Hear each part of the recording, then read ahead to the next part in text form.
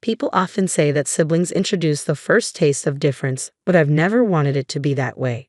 Perhaps it's because I grew up as an only child. I hope my husband and his siblings will always get along well.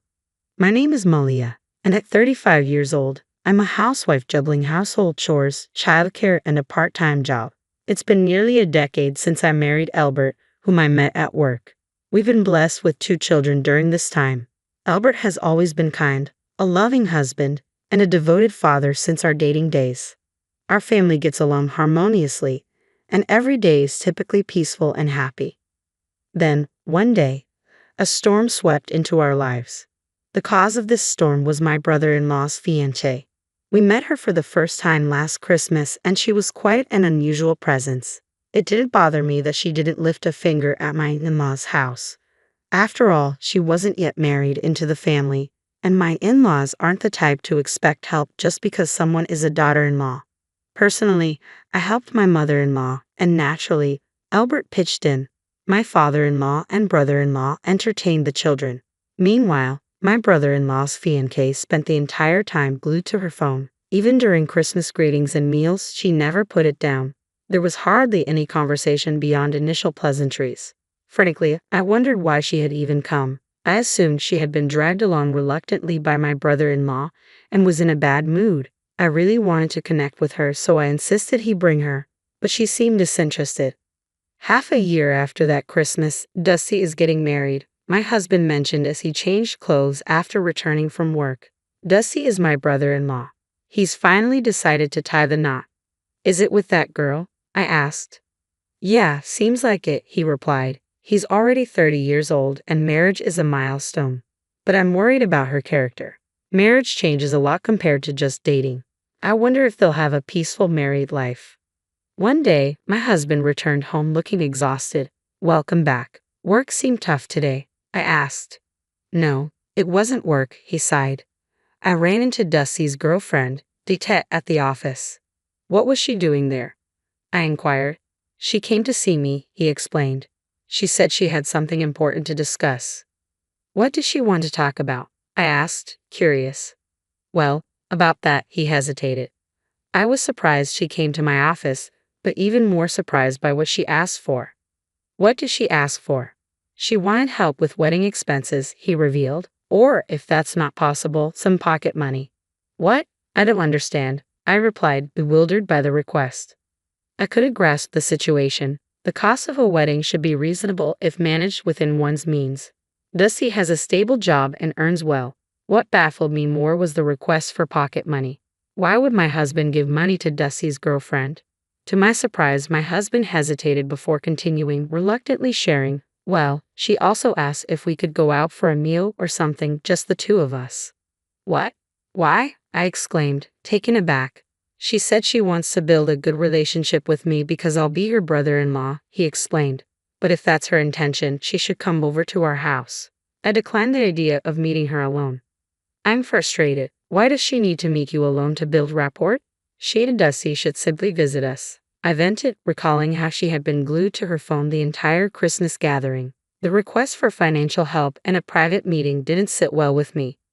Unable to stay silent, I decided to confront Dusty. I asked him to come over, feeling compelled to discuss something important. I laid out everything about Ditette's behavior, hoping he'd understand. Dee would never ask for such things, Dusty insisted, refusing to believe it. Why would she ask my brother for money and suggest meeting alone? It doesn't make sense. But it's true, I insisted. I believe her. I trust Dee, Dusty asserted firmly, exchanging a troubled glance with my husband. Trusting your partner is crucial in marriage. You shouldn't marry someone you can't trust. It's normal to prioritize and believe in your fiancé over your own brother. I only heard about this from my husband, but I didn't doubt him for a moment. Trust forms the foundation of a marriage. Ultimately, Dusty wasn't to blame. He left our house somewhat upset after our discussion. My husband and I decided that unless something more serious occurred, we wouldn't intervene further. All we wanted was Dusty's happiness. However, Danette's behavior didn't cease. Having resigned from her job in anticipation of marriage, she seemed to be bored. Almost every day, she started visiting my husband during his lunch break at his office. She also sent him messages on his phone. He instructed the receptionist not to allow her in and ignored her messages. He reported each incident to Dusty, but Dusty refused to believe it.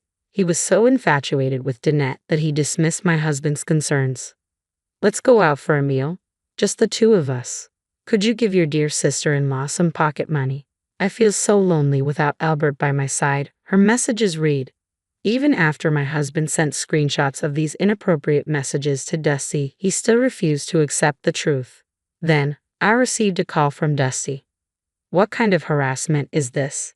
Sending me these fake messages. Do you really want to ruin my happiness? He shouted angrily. My husband was deeply hurt by his brother's accusations. They had always been close, and seeing his brother turn against him was devastating. Unable to bear seeing my husband like this, I messaged Danette, asking her to stop harassing him. Her reply shocked me. What does it have to do with you? I couldn't believe she had addressed me so disrespectfully. I feared Dusty's impending marriage might end unhappily, but no matter what we said, Dusty refused to listen to my husband. Their once strong brotherly bond was crumbling, and my husband's loneliness was heartbreaking to witness. I had been wanting to sit down with Danette and have a discussion, the four of us, Dusty, my husband, and myself, but time passed without that opportunity arising. One day, while my husband was away on a business trip, Dusty unexpectedly called our home phone. Surprised by the unusual call, I picked up and heard his loud voice. Malia, are you still at home? What are you doing? He asked urgently. I was just hanging up laundry, but what's going on? I replied, caught off guard. Is Danette with you? She's saying if she's not attending the wedding, you need to pay the cancellation fee. Dusty's words stunned me into silence. I struggled to comprehend what I had just heard. Wedding, absence, cancellation fee. Wait, what are you talking about? There's a wedding today. I nearly shouted, trying to grasp the situation. Dusty sounded surprised by my panicked response. Yes, I sent you an invitation. You marked will attend on the reply card. We never received it. That's impossible, I exclaimed, feeling the surge of confusion and frustration. After some back and forth about the missing invitation, Dusty seemed pressed for time. Forget about today. If Albert is on a business trip, it can't be helped. Let's talk properly later, he said, and then hung up. I stood there in disbelief. A wedding? Dusty's wedding, today. I frantically called my husband, hoping he would answer despite being on his business trip. Honey, I think something terrible has happened. I can't understand. I started, my voice trembling with anxiety. After taking a deep breath, I continued. A few days later, I recounted the phone call with Dusty to my husband after he returned from his business trip. We decided to visit Dusty's new apartment. As we stood outside the rental, we rang the intercom repeatedly with no response. Finally, to our surprise, Danette, now my sister-in-law, answered. We don't want to talk to rude people who cancel a wedding at the last minute and then refuse to pay the cancellation fee. Leave, she demanded sharply. Unwilling to leave without seeing Dusty, we persisted, requesting Danette to let him come out. However, she refused. Unable to hold back any longer, my husband called Dusty, who appeared to be occupied in the bathroom but hurried out upon our insistence. Finally, Dusty emerged, and we were able to approach the door of his new home. Just as the door opened, Danette reappeared. Danette, I'm sorry we couldn't attend the wedding, but we really need to talk, I started. There's nothing to talk about. You're just going to make excuses, right? Don't think an apology will suffice after you embarrass us at our wedding, Danette retorted coldly. We've brought the wedding gift we couldn't deliver. Please come in, my husband interjected, attempting to ease the tension.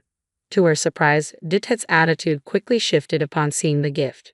My husband and I exchanged relieved smiles. Dusty, who had been unable to approach due to Danette blocking the door, finally joined us. Dusty, we're sorry we couldn't be at your wedding, but about the invitation, I began, wanting to clarify. Why did you lie about not receiving it? If you couldn't make it because of work, you could have just told me, Dusty questioned, clearly confused. We really never received the invitation. That's impossible, my husband insisted. The debate about the missing invitation resumed until my husband remembered the reply postcard. Here it is. The address on it isn't from around here. It's from a local post office, likely near our area. Our house is about a 20-minute drive from Dusty's apartment, and if it were from our neighborhood, it would have a different post office address, my husband explained, showing the postcard. Did you have the local post office handle this? Dusty asked, puzzled. Why would I complicate things like that? My husband replied quickly. Then who handled the invocations? I inquired, looking at Dusty. Deet did, Dusty replied reluctantly, confirming my suspicion. I had suspected that Danette had taken charge of most of the wedding preparations while Dusty focused on work. She had handled the invitations, and now it seemed like a deception. Something had bothered me since I first saw the postcard. The names written on it, mine and my husband's, were clearly not in our handwriting.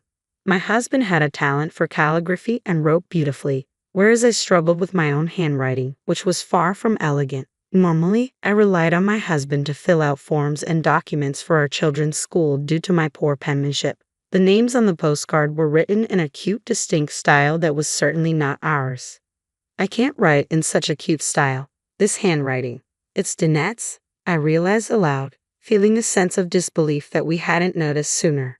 It was only now that Dusty also recognized the handwriting. Danette, what is the meaning of this? I don't know. Danette stammered, feigning innocence. It's clearly your handwriting. Realizing the truth, Dusty confronted Danette angrily. She appeared panicked and evasive. My husband stepped in to calm his brother, asking Danette quietly, "Why did you do this, Danette?" We admit it was our fault for not confirming the wedding date, but we believed the invitation would come, so we didn't bother to ask. I'm saddened that I missed my brother's big day, my husband explained, trying to understand. Why did you do it, Danette? Dusty demanded, his frustration evident. Initially scared, Danette hesitated before admitting, "Because you were in the way, Albert, attending the wedding, showing the messages I sent. I thought it would be troublesome." "In the way?" Dusty repeated incredulously. "So you tried to set us up to protect yourself?" Our parents and relatives scolded us, questioning why we prioritized work over my brother's wedding. They even criticized my wife as inconsiderate. Danette fell silent under the weight of her own admission. She had manipulated the situation to tarnish our reputation among relatives, hoping we might avoid family gatherings if they thought poorly of us. "Never trust someone who calls themselves cute," Dusty remarked bitterly. "That's what I should have realized." "And now what?" Danette retorted defensively. "It's Dusty's fault for not earning enough." Her blunt words stunned us all. Until then, we had seen Danette as easygoing, but now we saw her true colors. My husband, Dusty, and I were left shocked and dismayed by her selfish actions. "I want to be a housewife, relaxing at home, lunching at my favorite places. Dusty's salary won't allow that," I told Albert. "An allowance is one thing, but why does she insist on meeting you alone? What's wrong with wanting to dine with a handsome man?" Her defiant attitude left me speechless. Danette, perhaps overwhelmed, started tearing up. I expected Dusty to explode in anger, but instead, he sighed deeply. He seemed to be holding himself back, maintaining his composure. Slowly, he extended his hand to Danette, and she placed hers in his. "Dusty, will you forgive me?" she pleaded. He withdrew his hand abruptly. "What are you misunderstanding, Danette? Just give it to me." "What? What do you mean? Your mobile phone. Show it to me now," Danette protested. Dusty snatched the phone from her before she could react. After a moment of operating it, his face turned pale. "Wow," he muttered, avoiding Danette's reaching hand as he held the phone high above her. "You've been cheating, haven't you?" At his words, my husband stepped forward and took the phone from Dusty easily. Given their similar height, his expression grew stern as he examined the screen. "I see quite a few. What do you mean by this?" my husband asked, showing me the phone screen. "This is a violation of privacy," Danette shouted in anger, attempting to retrieve the phone. Dusty held her back. "Wow, how many guys are there?" he muttered, his eyes scanning the explicit messages on the screen. The chat application revealed conversations with multiple men, filled with suggestive content. "Had fun today, let's do it again," read one message. "I'm free tomorrow since my boyfriend is working," said another. "I need more stamina. Sneaking around is so exciting. Can't get enough with my boyfriend. How about a hotel tomorrow?" These messages were just the tip of the iceberg. "You're the worst, truly the worst," Danette yelled at us, but I couldn't help but think she was the lowest of the low. Finally, under our intense glares, Danette fell silent. "I never thought I'd be considering divorce so soon after getting married." Dusty sighed heavily. "Divorce?" Danette panicked at his words. I wanted to ask her if she hadn't thought divorce was a possibility all along. "Of course, I can't stay married to someone who cheats," Dusty continued. "But wait, it was just for fun. You can see from the messages it was just play. Danette tried to defend herself. You think it's okay to be involved with other men if it's just play? My husband interjected. No, I don't. I won't do it anymore. I won't meet them again. Danette's slip of honesty made Dusty sigh once more. I know a lawyer. I'll introduce you, my husband offered gently, placing a comforting hand on Dusty's shoulder. Dusty looked at him with a tearful expression. Danette screamed as if it were the end of the world. For Dusty, it was a sad ending. I absolutely don't want a divorce, he muttered. For Danette, it must have seemed like the end of the world. She caused her own storm and ruined everything, I thought to myself, watching her distressed reaction. Later, Dusty came to our house, smiling and playing with our delighted sons. I've successfully divorced, he announced, his face looking refreshed. Det foolishly left messages and even photos on her phone, providing perfect evidence. The divorce ended with Dusty receiving compensation, my husband explained. Of course, Danette couldn't pay, so her parents deeply apologized and settled on her behalf, my husband continued. What happened to Danette?